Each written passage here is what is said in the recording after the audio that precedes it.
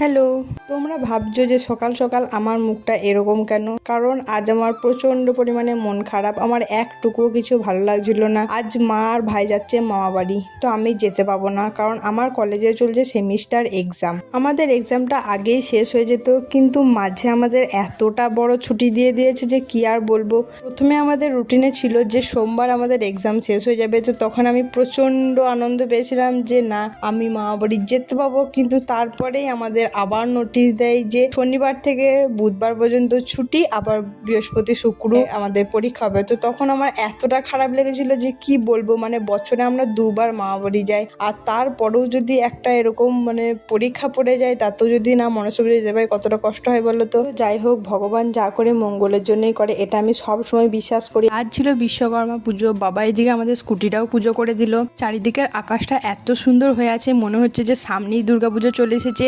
তারপরে আমার চলে এসেছিল একটা পার্সেল, তো পার্সেলটাও আমি রিসিভ করে নিয়েছি। তো ভিডিওটি আজ এই পর্যন্তই, দেখা হচ্ছে অন্য কোনো ভিডিওতে।